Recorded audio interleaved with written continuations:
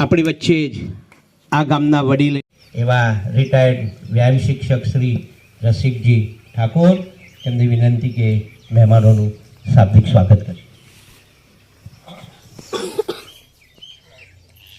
નમસ્કાર.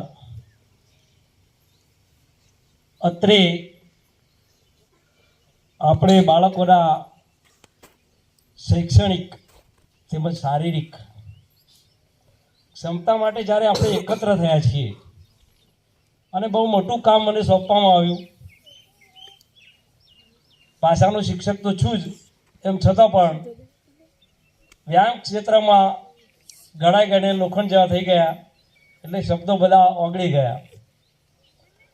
એમ છતાં મોટો મને કામ સોંપ્યું છે.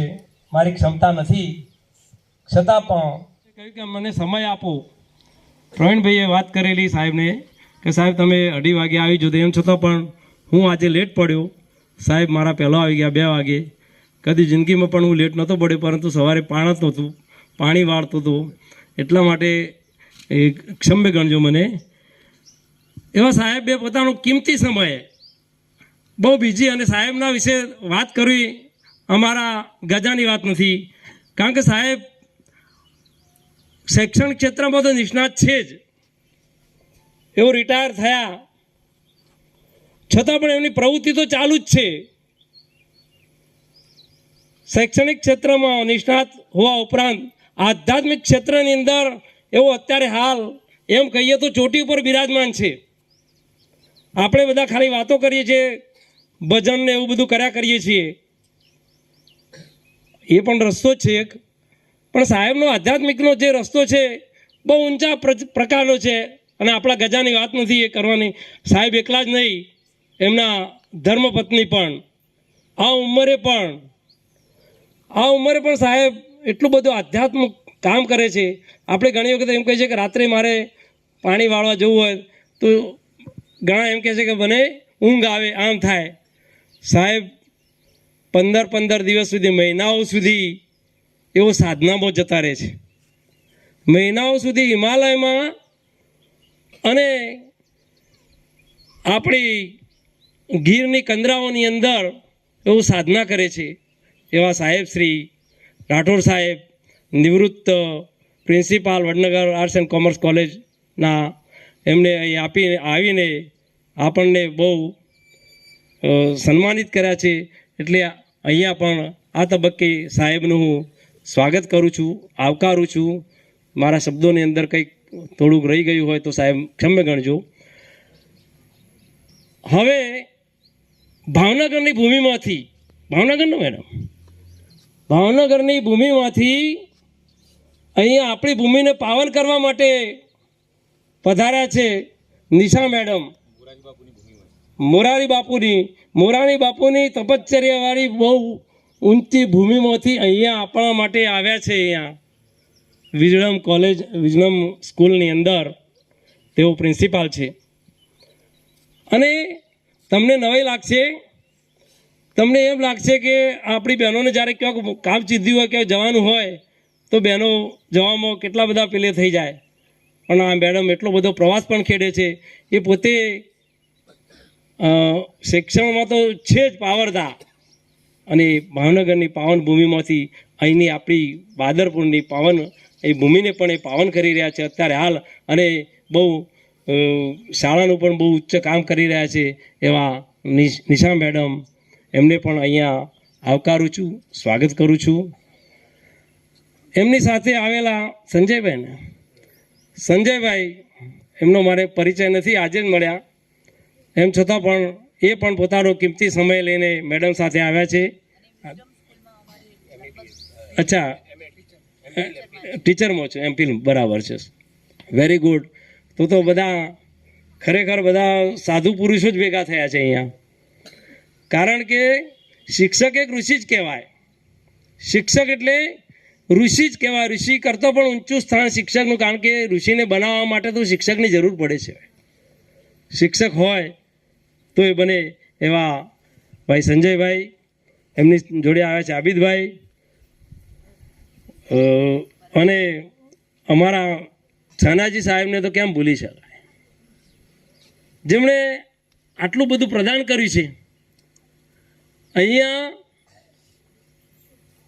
પહેલાં અમે હું એક વખત આવેલો છું પહેલાં શરૂઆતમાં, ત્યારે તો એવું કશું બોર હતો એમનો અને બધું હતું, પરંતુ ટૂંક સમયની અંદર, થોડાક સમયની અંદર જ એમને આ ભૂમિને પવિત્ર કરી દીધી. આ બાળકોના, નાના નાના બાળકોના પગલીઓ અહીંયા પડી અને આ ભૂમિ ખરેખર, અને એમાં ખાસ કરીને બહેનોની, દીકરીઓની, નાની નાની દીકરીઓની, ભૂલકાઓના જ્યારે પગલાં અહીંયા પડે છે તો એ ભૂમિ એટલી પવિત્ર થઈ જાય છે કે એમાં પછી કશું કરવાનું જરૂર નથી. કોઈ યજ્ઞની પણ જરૂર નથી, કોઈ યજ્ઞની પણ જરૂર નથી. એવા છાનાજી સાહેબે આ એમની સરસ મજાની જગ્યા સાથે આવે છે. એમને તો આવકારવાના ના હોય, કારણ કે એમની પોતાની જ ભૂમિ છે. આપણે બધા એમના સાનિધ્યમાં છીએ, એટલે છતાં પણ એમને સ્વાગત કરું છું, આવકારું છું. મારા મિત્ર પ્રવીણસિંહ, જેને અમે લંગોટિયા મિત્રો કહીએ તો પણ ચાલે, એવા બંને સાથે ભણ્યા અને સાથે ઉછર્યા છીએ. અને એવો પણ અહીં સરસ મજાની ભૂમિકા એમને ઊભી કરી આ બંને જણને. હું તો પછી જ આવ્યો છું, પણ એ બંને જણે જે પ્રસ્તાવના અહીંયા જે ભૂમિકા ઊભી કરી પહેલાં શરૂઆતની અંદર, એમનું બહુ ઉચ્ચ કાર્ય છે. એમને પણ અને દીકરા અને દીકરીઓને ખરેખર ટ્રેનિંગ એ બહુ આપે છે. એ પોતે પણ એમના શિક્ષક નહીં હોવા છતાં એ પોતે પણ સાહિત્યના શિક્ષક છે, ગુજરાતી ભાષાના શિક્ષક છે, અને ફિલોસોફીના ટીચર તરીકે એમને સારી એવી ભૂમિકા ભજવી એમની શાળાની અંદર. એવા મારા મિત્ર પ્રવીણસિંહ, એમને પણ આવકારું છું. તદુપરાંત ગામના વડીલ શ્રી ગલબાબા, એમને તો તમે બધા જાણો જ છો, તો એમનો પણ અહીંયા આવકારું છું. અને ભરતભાઈ, જેઓ એક સારા એવા એથ્લેટ હતા અને સારા એવા ખોખોના ખેલાડી પણ હતા આપણી સ્કૂલના, સિપોરના, અને અત્યારે હાલ વિજ્રમમાં સેવાઓ આપી રહ્યા છે પોતાની નિવૃત્તિ બાદ પણ. તો એવા ભરતભાઈને પણ આવકારું છું. બીજા નામી અનામી જે પણ કોઈ રહી ગયા હોય એ સર્વેનું આવકારું છું.